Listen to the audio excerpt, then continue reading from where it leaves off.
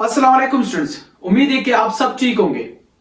Today I am going to teach you a very important structure that is word plus gerund।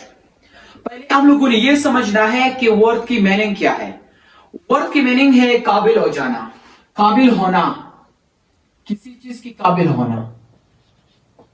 हम लोग कहते हैं कीमत। और यहां पे जेरेंट की मीनिंग क्या है, क्वेश्चन मार्क तो ये है। जेरेंट से मुराद आईएनजी फॉर्म या ING, verb with ING is called gerund. जैसे swimming, cooking, coming, washing, talking, taking, this all are called gerund. So how to use, किसी चीज की काबिल हो जाना, उसके लिए हम लोग क्या इस्तेमाल करते हैं, वर्ब प्लस आईएनजी फॉर्म। इसका एग्जांपल मैं दूंगा।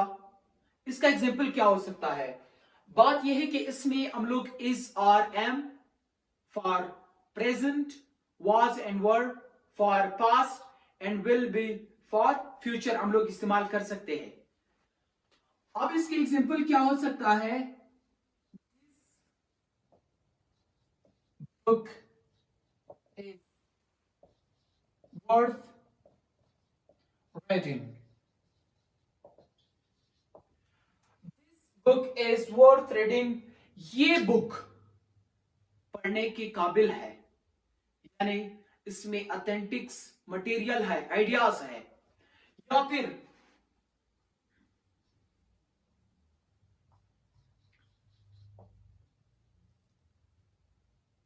That suit is worth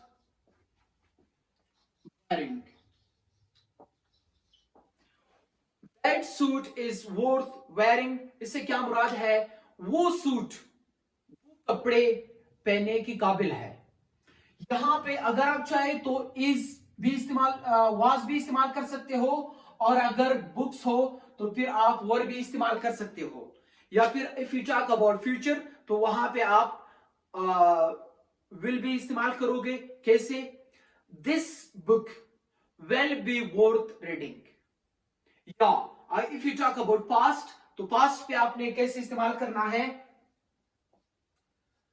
this movie